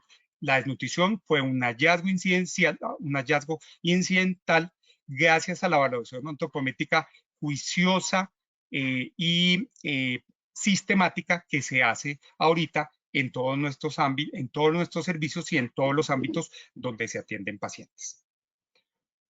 El siguiente punto bien importante derivado del uso de este lineamiento, y es que hemos sido capaces de poder distinguir cuáles de nuestros pacientes van al manejo del ámbito ambulatorio y cuáles de nuestros pacientes van al ámbito del manejo intrahospitalario. Y aquí hay una cosa bien importante, y es que con esto hemos ido rompiendo paradigmas. Estamos hablando de hace solamente 30 años. Hace 30 años, la rata de hospitalización de los pacientes con desnutrición aguda severa era casi hasta del 30%. Y algo que olvidamos mencionar en el metaanálisis publicado en el Journal Pediatrics of Health del 2017, demostró que el manejo ambulatorio de la nutrición aguda severa era una práctica que era costo efectiva, y que la rata de fatalidad y que la posibilidad de recuperación nutricional que tenía un paciente con una desnutrición aguda severa era la misma, estando en la casa o estando en el medio intrahospitalario. ¿Eso qué quiere decir? Que única y exclusivamente el paciente debe ser hospitalizado si cumple rutinariamente y cumple juiciosamente los criterios de hospitalización que anteriormente les había mencionado Jenny. Y ese paciente con desnutrición aguda severa que no tiene ninguna comorbilidad y no tiene ninguna complicación, tiene la misma posibilidad de recuperación nutricional estando en la casa, y obviamente es el mejor medio para que esté un niño. Como ya les había mencionado Jenny, una parte importante del lineamiento es el enfoque metodológico y juicioso que nos quiere transmitir a través de la instauración, a través de la filosofía de las fases de tratamiento y a través del abecedario de la desnutrición aguda. Yo quisiera recalcar algo, y es que el abecedario de la desnutrición aguda no puede limitarse ni puede convertirse meramente en una lista de chequeo. El abecedario de la nutrición puede y debe convertirse en nuestra bitácora de navegación para poder saber cuáles son las intervenciones y cuál es el momento propicio en el cual debemos hacerlas en nuestro paciente desnutrido para asegurar el mejor pronóstico a corto plazo. Por último, bien importante este lineamiento, y es que está enfocado a las principales causas de morbimortalidad del paciente con desnutrición aguda severa en el medio intrahospitalario. Podemos diferenciar la mortalidad de nuestro paciente en el medio intrahospitalario entre una morbilidad temprana y una morbilidad tardía. La morbilidad temprana, de una forma bien importante, está producido por causas infecciosas, y es por esto que el uso rutinario y empírico de la terapia antibiótica, que obviamente ha tenido muchas discusiones alrededor de ese tema, sigue siendo una pieza fundamental, y casi que deberíamos decir que un paciente desnutrido que entra al medio intrahospitalario está infectado hasta que se demuestre lo contrario, obviamente este lineamiento tiene algo que no tenía la versión anterior, y es que tenemos la opción de hacer un estudio juicioso y rutinario de nuestro paciente para confirmar o descartar un foco infeccioso, o para hacer que ese foco infeccioso que inicialmente era no identificado, podamos convertirla o pasar de una terapia empírica a una terapia o a una antibiótico-terapia dirigida. Y como forma bien importante están las causas derivadas de los cambios fisiopatológicos, y ahí entra lo que les mencionaba Jenny anteriormente, y es el manejo juicioso de los líquidos. Una de las principales causas de morbilidad en las primeras 48 horas es la disfunción miocárdica, producto de una reanimación hídrica vigorosa de nuestro paciente. Y por eso es tan importante, y tuvimos la fortuna de poder intervenir en la construcción de ese nuevo lineamiento. El lineamiento está inspirado y está basado en los cambios fisiopatológicos, para que de esa forma podamos racionalizar el manejo de nuestro paciente desnutrido. Y en la morbimortalidad tardía, sobre todo en la primera semana, existen las causas metabólicas, y de esas causas metabólicas está algo bien importante sobre lo que hemos hecho un énfasis bien importante, y es sobre el síndrome de realimentación. Ustedes van a ver que incluso el lineamiento propone, incluso está en la tabla del abecedario para la desnutrición, nuestro paciente debe ser tamizado para la posibilidad de un síndrome metabólico, de un síndrome de recuperación nutricional, un síndrome de realimentación. Ustedes saben que podemos tener un síndrome de realimentación inminente o un síndrome de realimentación manifiesto. Y la única forma de poder determinar la instauración de un síndrome de realimentación inminente es a través de la tamización y la medición rutinaria de los electrolitos al ingreso. Quisiera exponerles estos casos clínicos, son casos clínicos de la vida real que hemos tenido en el Hospital del Tintal, para que ustedes entiendan a través de ellos cuál es la importancia de la instauración de un manejo estandarizado a través de la puesta en marcha del lineamiento para la desnutrición. Teníamos un paciente de 10 años con un antecedente de una parálisis cerebral, perdón, que fue traído por el ICBF por encontrarlo en condiciones precarias. Cuando lo evaluamos en el Hospital del Tintal, hicimos un diagnóstico de nutrición aguda severa tipo marasmo. Iniciamos el proceso de recuperación nutricional. Al ingreso tenía una albúmina de 2.8 con unos electrolitos séricos normales. Al tercer día del manejo nutricional, el paciente presentó deterioro súbito de la conciencia, con un cuadro de una encefalopatía metabólica. Hicimos unos electrolitos de control, documentamos una hipofosfatemia severa con una hipocalcemia e hipocalemia. Hicimos reposición de electrolitos, disminución del aporte calórico con disminución paralela del aporte de carbohidratos, con lo cual logramos mejoría del nivel de conciencia de nuestro paciente. El caso número 2 se trataba de un paciente de 4 meses que ingresó por un cuadro de un mes de evolución, de vómito de contenido alimentario y de detención en la ganancia de peso, con una historia llamativa que era una historia de lactancia materna exclusiva, adecuada y suficiente. Cuando ingresó, hicimos un diagnóstico de nutrición aguda severa tipo Kwashiorkor, iniciamos un tratamiento de acuerdo a lo propuesto por el lineamiento. El paciente al ingreso presentaba una albúmina de 2.8 con un nivel de fósforo normal. A pesar del tratamiento, el paciente presentó pérdida progresiva de peso con disminución progresiva de la albúmina hasta de 1.2. Ante la sospecha de un síndrome de malabsorción, se cambió a una fórmula altamente hidrolizada, sin respuesta clínica, por lo cual decidimos iniciar nutrición parenteral. Aquí hicimos el diagnóstico, el niño tenía una fibrosis quística. Con la nutrición parenteral empezamos a ver mejoría clínica, con mejoría de los niveles de albúmina y disminución de los edemas, pero luego, los 5 días de iniciar la nutrición parenteral, hubo un error en la preparación y le cambiaron el flujo metabólico desde 2 miligramos por kilo minuto hasta 8 miligramos kilo minuto, precipitando lo que interpretamos luego como un síndrome de realimentación. El paciente presentó deterioro clínico con hipofosfatemia severa, con un cuadro de difusión miocárdica y un edema pulmonar cardiogénico. Por último, tuvimos un paciente de 2 años procedente del Putumayo, enviado por una desnutrición aguda severa tipo Kwashiorkor. Al ingreso reportamos una albúmina de 2.6 con electrolitos normales, iniciamos manejo según el lineamiento.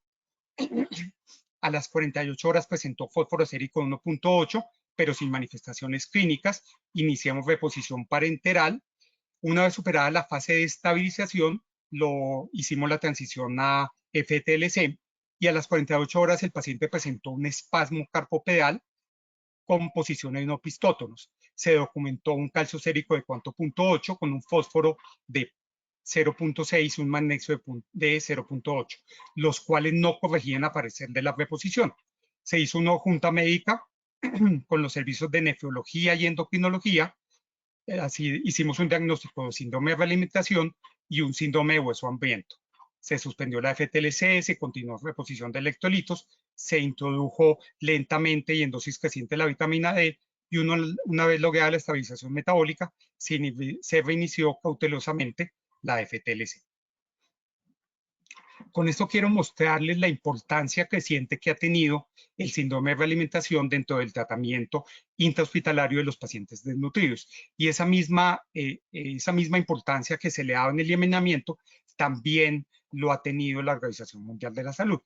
Eso partió de estudios que demostraron o que ligaron los niveles de hipofosfatemia en los pacientes desnutridos y los ligaron con el aumento de mortalidad intrahospitalaria. Y hay estudios que mostraron que el síndrome de realimentación llegaba a ser tan importante hasta como de 20% en los pacientes con desnutrición aguda severa en el medio intrahospitalario. Esa importancia que se le dio al síndrome de realimentación dentro de la Organización Mundial de Salud también empezó en las primeras guías del 2003, pero en estas guías únicamente se le da importancia al potasio y al magnesio, pero no se le da importancia al fósforo. Y vemos que dentro de las fichas técnicas, únicamente hasta el 2012, en esta ficha técnica de los alimentos suplementarios usados para el tratamiento de los pacientes con desnutrición, se introdujo el fósforo como parte de las fórmulas terapéuticas. Alrededor del uso de las fórmulas terapéuticas también ha habido mucha controversia, por eso quería traerles estos dos estudios publicados por Cochrane.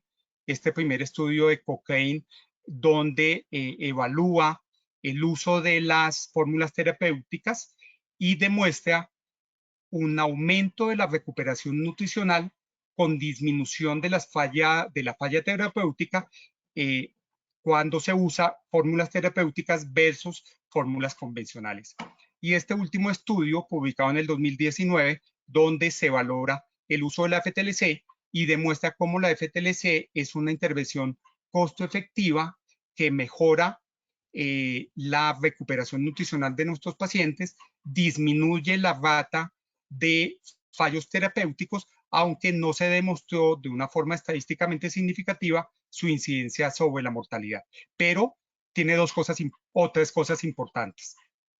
Se halló que era una intervención costo efectiva. Segundo, mejoraba la velocidad y el porcentaje de recuperación nutricional de nuestros pacientes. Y tercero, disminuía la rata de fallos terapéuticos en los pacientes que estaban con FTLC versus fórmulas convencionales. Muchas gracias.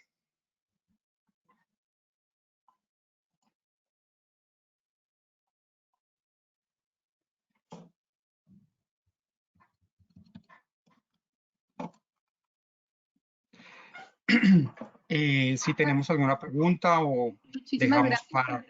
Tenemos muchísimas preguntas.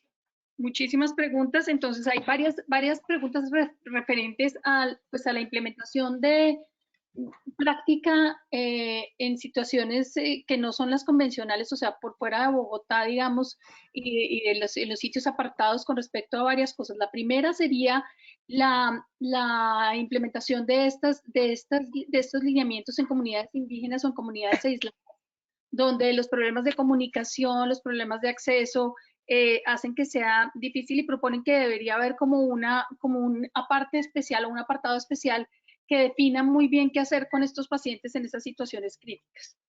Entonces, no sé si hay alguna cosa que quieran decir, no sé si Elisa o la doctora Judy quieren hablar sobre ese tema.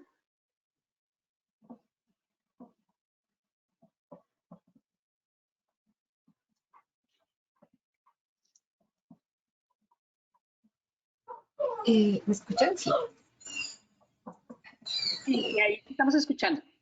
Ok, sí, estuve revisando las preguntas y frente a lo que mencionas y en general frente a otras preguntas que están relacionadas con la formulación, con algunas barreras en la atención que se presentan, voy a responder las que están muy relacionadas con el tema de la resolución. Primero mencionar que la resolución está publicada en la página del ministerio, en el link normatividad. Ahí podemos buscar resoluciones 2020 y con la 2350 ahí van a encontrar. Dentro de esta, en el anexo técnico, entonces la resolución contiene los artículos y después de la firma del ministro está el anexo técnico, que es lo que nosotros denominamos el lineamiento. En el lineamiento entonces está especificado pues cada uno de los procesos, está el abecedario ahí incluido y también contarles que en un proceso que desarrollamos en conjunto con UNICEF pues vamos a tener el lineamiento un poco más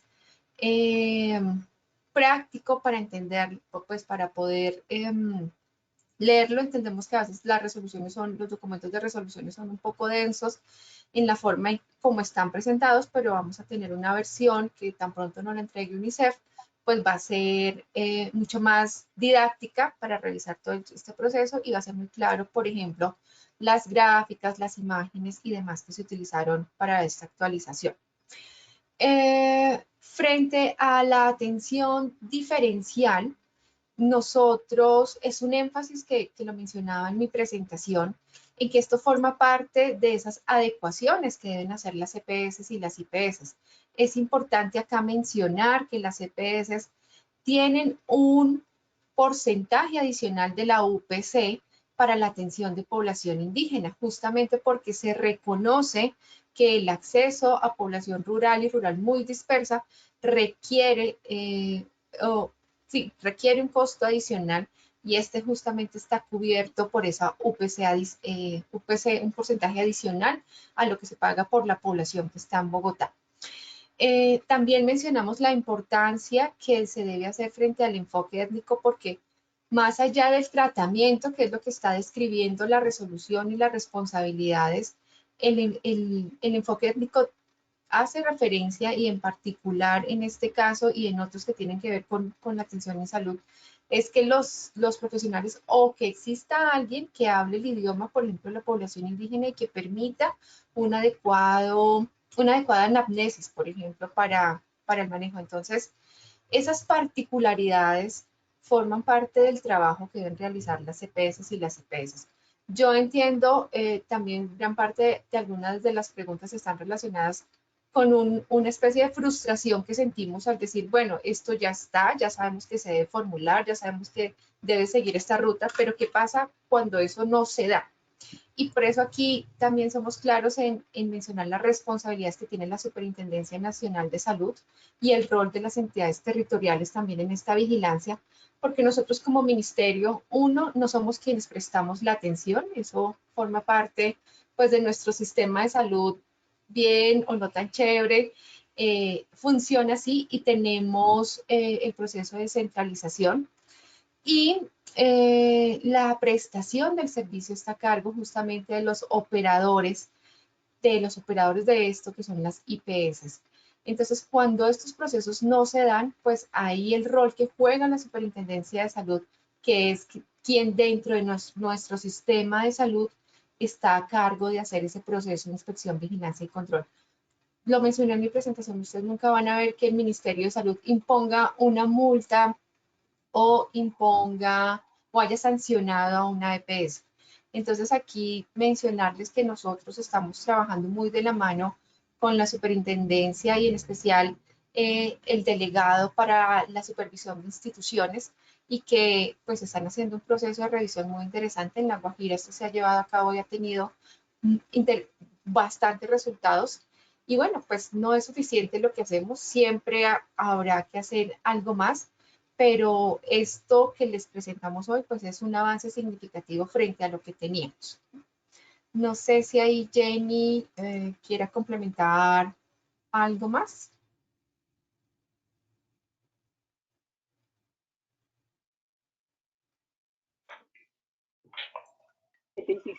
Sí, creo que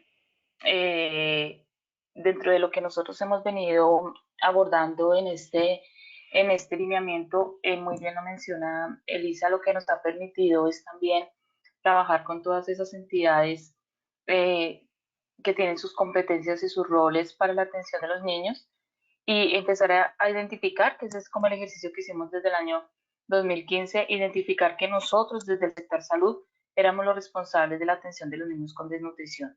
O sea que en alguna de las inquietudes que veía yo en el chat hablaban de los niños con riesgo con desnutrición. Claramente los niños con riesgo con desnutrición es ese proceso que estamos haciendo con la intersectorialidad, de ahí lo que definía y lo que presentaba Elisa en el plan contra la desnutrición, y es que empezamos a articularnos con estas instituciones para empezar a establecer claramente cuáles son las competencias de cada uno y cómo nosotros empezamos a cuidar el riesgo de desnutrición desde las atenciones que están establecidas en la resolución 3280, con todas las atenciones integrales que debemos hacer a los niños menores de 5 años para evitar que lleguen a la desnutrición en este caso, pero también cómo nos articulamos con con las instituciones que están asociadas a las acciones que tengan que ver con la atención en los niños menores y poder empezar a abordar el tema del riesgo de la desnutrición, pero teniendo claro que el riesgo de la desnutrición es el tema que se trabaja con los sectores sociales para evitar y poder garantizar en esas familias si el tema es de acceso a los alimentos o es un tema de acompañamiento en educación, en formación, en la alimentación saludable y adecuada de los niños, la adecuada introducción a la alimentación complementaria que va unido a la lactancia materna, y eso es algo que el Ministerio también ha hecho énfasis durante los últimos años, y es que la lactancia materna no va sola. Cuando nosotros hablamos de educación en lactancia materna siempre le hemos puesto el apellido, y el apellido es la adecuada introducción a la alimentación complementaria, porque también la evidencia nos da que los niños menores de 6 meses son los que más cursan con desnutrición, porque preciso llegan en ese punto de la lactancia materna exclusiva, pero cuando llegan a la alimentación complementaria se inicia inadecuadamente, se inicia inoportunamente y se inicia pues precisamente con los alimentos que no corresponden. Entonces, esa articulación nos permite manejar el tema del riesgo frente a la intersectorialidad y acciones como el plan contra la desnutrición que estamos actualmente trabajando con las instituciones, no solo ICBF, sino también Prosperidad Social, Ministerio de Educación, que ya tiene un componente de manejo de niños de 3 a 5 años en sus procesos educativos, así como las instituciones no gubernamentales o de cooperación. Ya el tema de la atención a la desnutrición hace parte del quehacer de salud con los procesos ya establecidos en el lineamiento, pero el proceso de recuperación y acompañamiento y el evitar las recaídas también entra a ser parte fundamental del Instituto Colombiano de Bienestar Familiar y las entidades que de una u otra manera tienen programas de apoyo alimentario. Entonces, eso hace parte de la articulación y de los procesos que debemos acompañar para evitar recaídas o para evitar que el niño en riesgo nos llegue a desnutrición. Perfecto. Hay muchas preguntas prácticas en términos de qué hacer si yo necesito hacer una prueba de apetito y no tengo forma de hacerla. Remito al paciente a urgencias, lo hospitalizo, ¿qué hago con respecto a eso? ¿Qué hago por si no tengo forma de que me entreguen la fórmula la fórmula terapéutica en el momento adecuado? ¿Cómo doy la salida? ¿Cómo calculo cuánta cantidad le tengo que dar y por cuánto tiempo tengo que hacerlo? ¿Qué dice el lineamiento con respecto a los pacientes que estuvieron hospitalizados y por cuánto tiempo se le da la fórmula al momento de la salida, o cómo se hace para que haya un seguimiento y un control después por consulta externa que se pueda garantizar si yo estoy dándole salida hoy desde la hospitalización?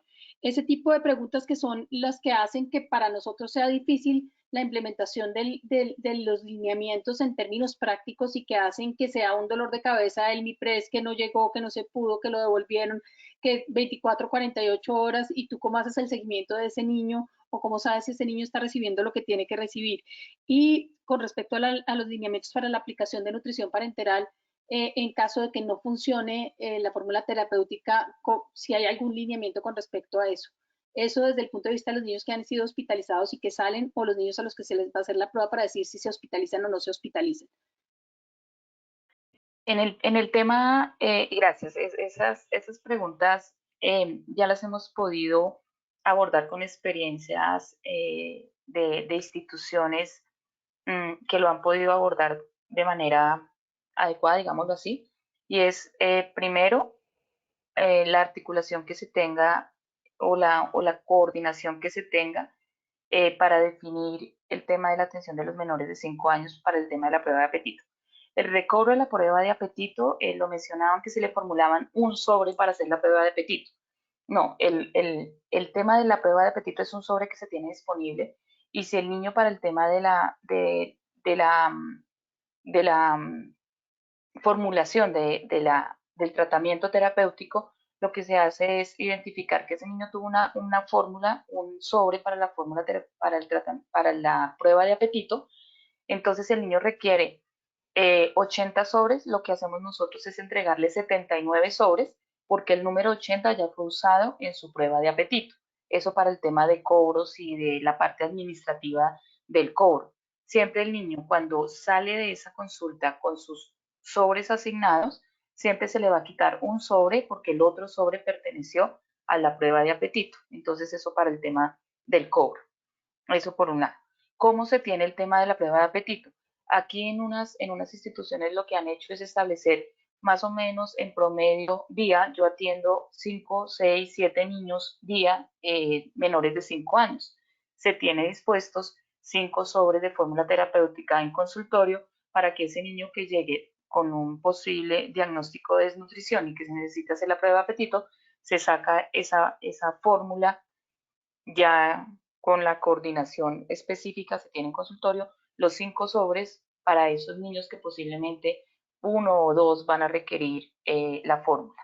Eso, por supuesto, requiere que se tenga disponible la fórmula en los consultorios, pero ha funcionado bien. De hecho, hay un paquete, el día jueves vamos a tener la presentación de una experiencia exitosa en donde ya se tiene el paquete del niño con la atención y específicamente si es micronutriente en polvo o si es la fórmula terapéutica en el caso de los niños que tienen desnutrición. Entonces es un tema de articulación con los prestadores y aseguradores para precisamente poder llevar a ese niño con la disponibilidad para el tema de la fórmula para la prueba de apetito. El lineamiento tiene toda la especificación de cuánto se requiere dar el niño en su primera, entonces ahí se indica, si es un niño que está en una zona urbana, que podemos identificar al niño, el niño puede regresar pronto al control, a la atención en el centro médico, se le hace un control a los 7, a los 15 días para que el niño vuelva y yo le vuelva a ajustar la fórmula terapéutica.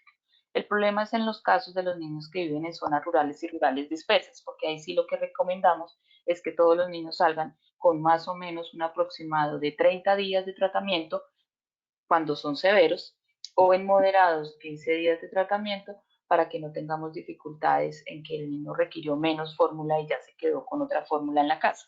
Entonces eso para los de rurales y rurales dispersas. Pero el lineamiento en eso está súper claro, en donde dice cuánto le debo dar de acuerdo al peso del niño y de acuerdo a la severidad de su desnutrición. Otra claridad que tiene el lineamiento y que lo tiene para este momento es cómo se le hace la transición de la fórmula terapéutica lista para el consumo con la alimentación complementaria. La fórmula terapéutica lista para el consumo no riñe con la alimentación complementaria. No vamos a entrar en competencia de que yo voy a dejar de darle alimentación complementaria porque le voy a dar fórmula. Cada niño tiene su momento y el momento inicial del niño es indicarle única y exclusivamente fórmula terapéutica que sea antes de su alimentación normal, porque lo que necesitamos garantizar es que lo que pueda poco comer el niño, pues coma suficientes calorías en ese momento para recuperarlo rápidamente. Y lo continuamos con su fórmula, con su alimentación complementaria. Posteriormente, el niño ya va a empezar a comer alimentos del entorno familiar y ya la fórmula terapéutica va a pasar a un segundo plano y es cuando ya vamos a identificar que el niño ya subió de peso adecuadamente y que ya ha mejorado su condición general, y ya lo que estamos esperando es que llegue a su peso adecuado frente al riesgo, porque los niños se recuperan cuando ya llegan al riesgo de desnutrición, cuando superan menos 2 desviaciones estándar. Esa también es la claridad. Nosotros no llevamos al niño a la normalidad, sino lo llevamos a que supere sus menos 2 desviaciones estándar.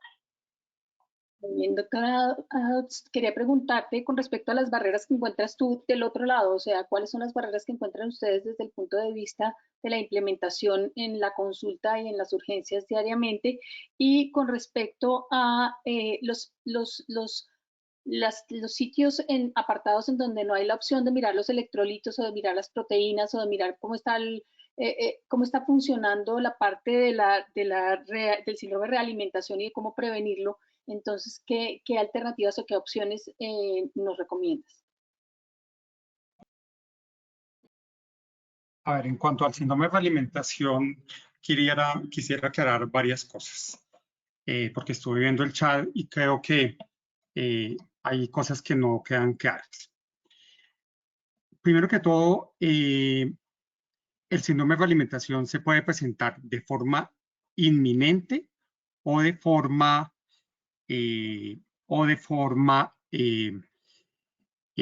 manifiesta.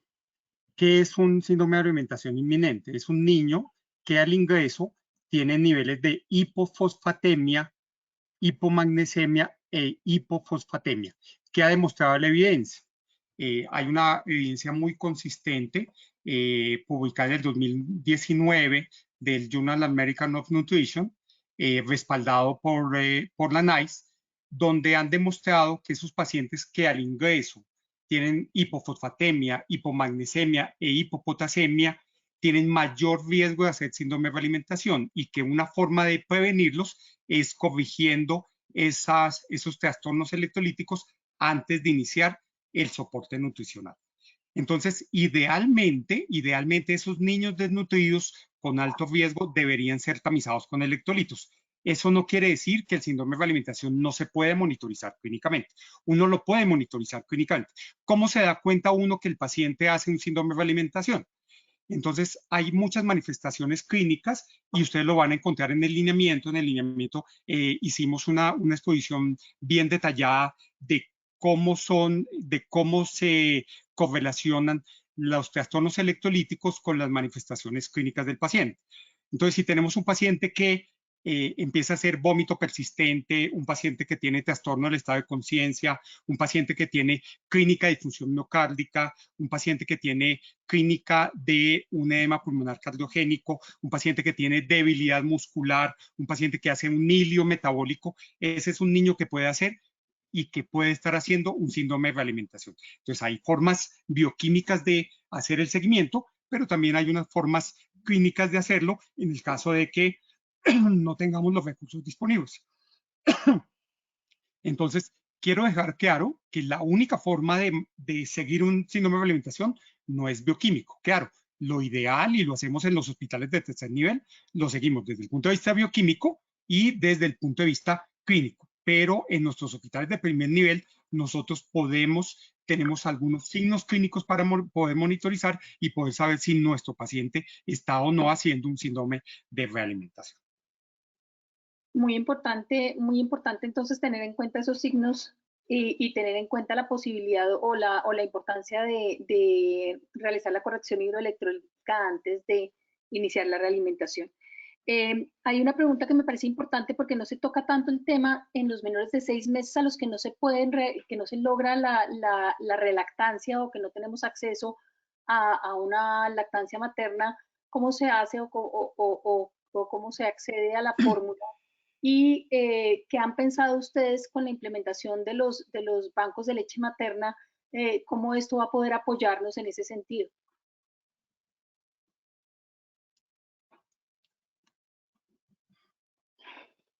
Elisa.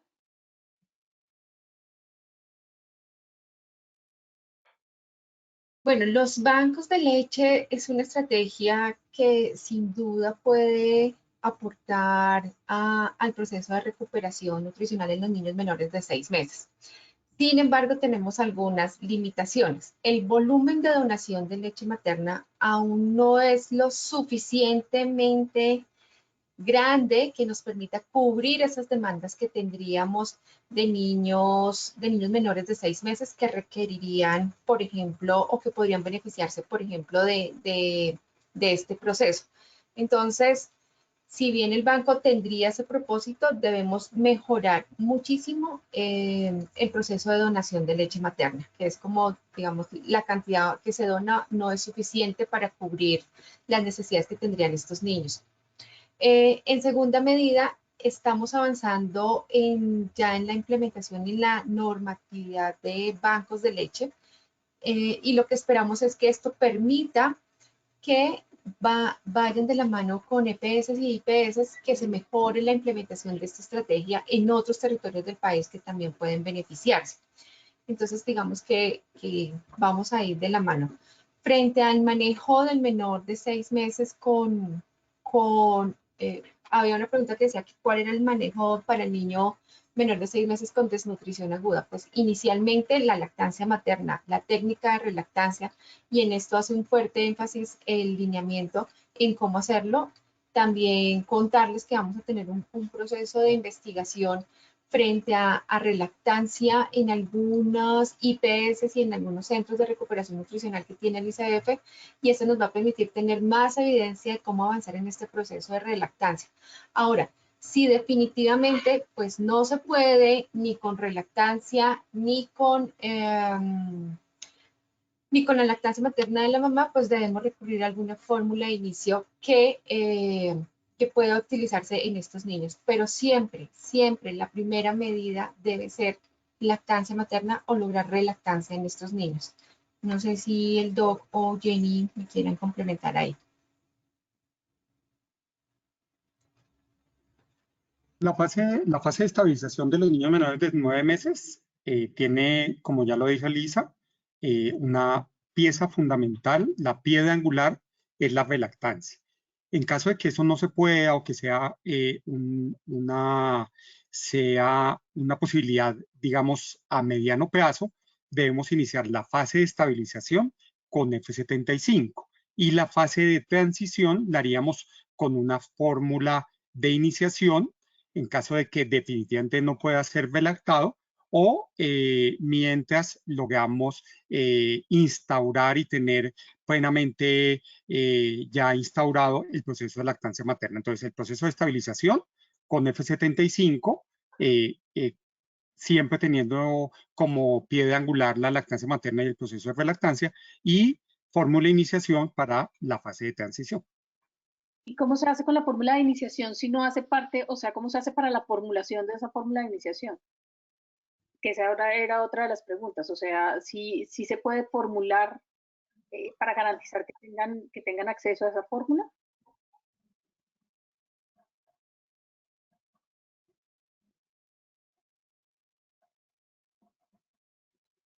Eli.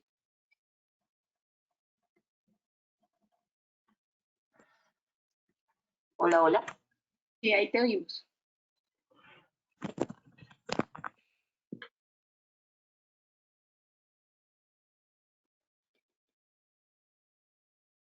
¿Se fue el sonido, doctora Jenny?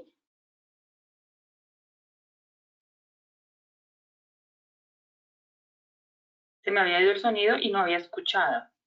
No. Estábamos hablando de cómo se garantiza la administración de las fórmulas de iniciación en los menores de 6 meses, que no se puede, o sea, ya cuando entran al periodo de estabilización o pasan el periodo de estabilización para garantizar que reciban la fórmula de iniciación, si no se puede garantizar la lactancia materna. Listo, esa fórmula de inicio, sí, esa fórmula de inicio lo primero que tenemos que tener claro es que efectivamente la relactancia no se da. O sea, la relactancia en el lineamiento está establecido cuáles son las condiciones para definir qué es no relactancia exitosa. Entonces, si cumple esos criterios de relactancia no exitosa por condiciones de la voluntad propia o que definitivamente se insistió y no fue posible ese proceso de relactancia, ya se define entonces que el niño sale con una fórmula de inicio.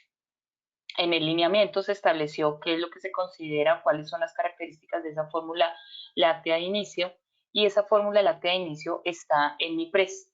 Hay unos códigos de unas fórmulas que se encuentran en MIPRES, pero esas se hacen se formulan en MIPRES, pero esas contrario a la fórmula terapéutica lista para el consumo, que no va por junta médica. Esta fórmula láctea sí va en junta médica. Se define en junta médica si efectivamente las condiciones del niño y la situación encontrada, sí se requiere entregar la fórmula láctea al niño para el tratamiento específico de la desnutrición mientras llega a los 6 meses de edad, porque es hasta los 6 meses. Pero por MIPRES con junta médica y cumpliendo las características de relactancia no exitosa.